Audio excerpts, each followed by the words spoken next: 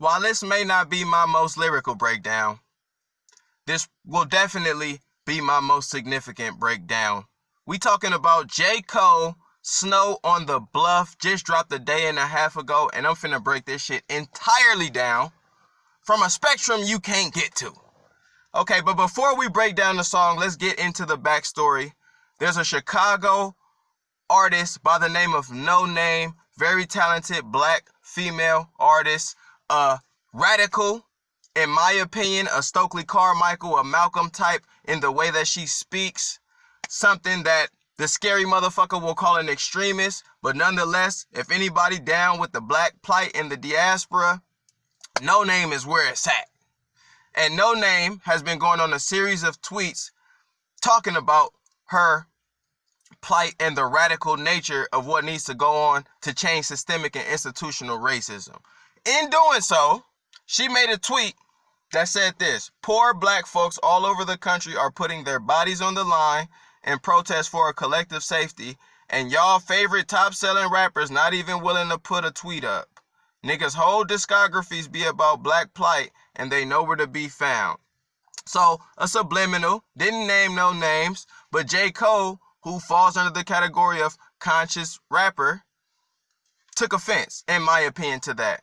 So, this is where you have Snow on the Bluff, and this is where we have the extensive dialogue both ways. We're going to look at both angles, Noname and J. Cole. We're not taking sides here because they both on the same team with a different perspective.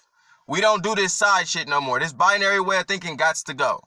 So, first line, niggas be thinking I'm deep, intelligent, fooled by a college degree. My IQ is average. There's a young lady out there and she's way smarter than me. So already I think that's a response to her tweet. Because he said niggas be thinking I'm deep and they fooled by a college degree. My IQ's average. So if I go up there speaking, it's from an uninformed perspective. I'm not the best person to speak. You feel me? There's a young lady out there and she's way smarter than me. I think he's talking about Noname, and I think he's saying this is why you should speak because you're better than me at it. So I think he's kind of justifying why he doesn't speak personally after taking offense to the conscious rappers not saying shit. That's what I took from the first line. I scrolled through her timeline in these wild times and I started to read. She mad at these crackers, she mad at these capitalists, mad at these murder police. Now, here's my dilemma with that line. She's mad, she's mad, she's mad. We've always professed the black woman as angry when they express their opinion in themselves. Twitter doesn't have any emotion to it. So whatever emotion J. Cole gathered from it was from his own perspective. He put the emotion to her statements. She just made statements. Now, she could have had emotion behind it, but J. Cole as a male did the typical male thing to say, oh, you being emotional. Something we have to peak and something we have to work on when dealing with our women in our society. Mad at these murder police. Okay, where am I at? Mad at these murder police. She mad at my nigga. She mad at our ignorance. She wear her heart on her sleeve. She mad at the celebrities. Low key, I be thinking she talking about me. So J. Cole took personal offense to it. And I believe it's that line talking about the conscious niggas with discographies and ain't saying a word. So he took offense, hence why. So the emotional person in this right now for me is J. Cole. Like, she might have some emotion behind her Twitter, but definitely J. Cole has emotion behind her sentiments, even though he believes her emotions and her logic and what she has to say is of substance. So this is something to note. Okay, I be feeling she talking about me. Now, I ain't no dummy to think I'm above criticism, so when I see something that's valid, I listen.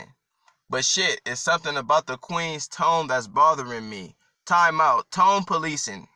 Again, if you like what she kicking, at this point, you just telling the woman how to kick it, how to convey their tone. We silence the black woman way too much to be doing this publicly. Phone call. If you want to employ strategy or try to suggest strategy, why not a phone call between you and Noname to build the diaspora even further, to build the plight even further? This creates the divide.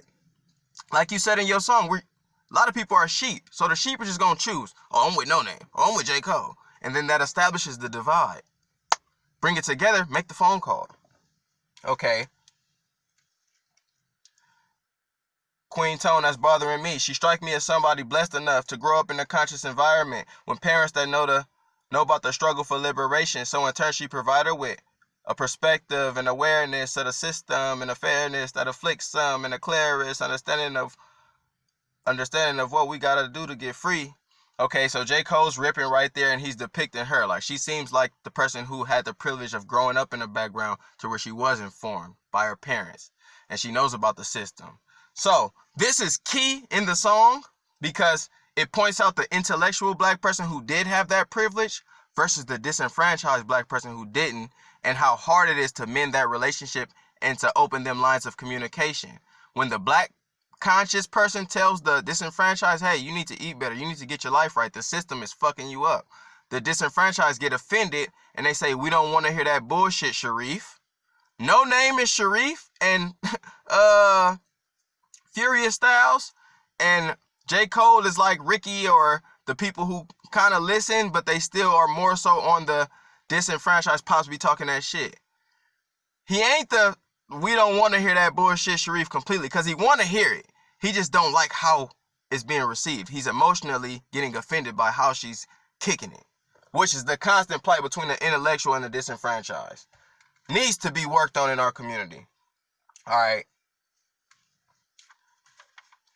Understanding of what we got to do to get free, and the frustration that fills her words seem to come from the fact that most people don't see. So the intellectuals out there today, they get mad if the whole world don't see what they see socially about systemic and institutional racism, the whole matrix. So if you preaching and nobody's listening, at some point you will get frustrated. Like, what the fuck? You niggas need to wake up. So I think that's the frustration of the intellectual, and here's the frustration of the disenfranchised, as J. Cole say. Just because you woke and I'm not, that shit ain't no reason to talk like you better than me. That's heavy from that position, because Furious Styles maybe have a good intent, but these niggas can't receive it the way Furious Styles may give it, or Sharif or Noname. So J. Cole's response, just because y'all woke don't mean you can talk like you better than me. Now, I didn't get that from Noname's tweets. I didn't get she's better. She even said, look, I don't know this shit. I don't have all the answers. Research yourself. I didn't get that. I felt J. Cole is projecting that on her. But at the same time, if he feels that way, then to better communications, we have to hear him out and understand, okay, he feels like somebody who's kicking that flavor like that is claiming superiority over him, which I don't think is the case. All right. Kick like you better than me. How you gonna lead when you attacking the very same niggas that really do need that shit? Okay, now you attack Lux versus Calico. Lux is the conscious nigga, Calico is the lost nigga. How you gonna lead when you attacking the very same niggas that really do need that shit? Sometimes you have to attack them to give them that large picture. If it seems like they're sedated, I have to attack you to give you that large picture. Yo, Pops wasn't a gangster. He was just another lost nigga. So sometimes the attack may be the necessary step. My only thing would be it would not be publicly. So call on the phone and attack, either Noname or Cole. If you felt like that about the conscious artist, try to reach the conscious artist. J. Cole, if you felt that way about Noname, don't do a track. Call her. That's just my position. Keep it all in-house. Keep all the friction in-house.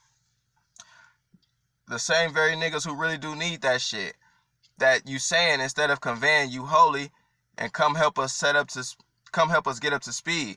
I didn't think she was conveying she holy. Again, I think J. Cole is projecting that on her with his perspective. She never said she was holy or better than anybody.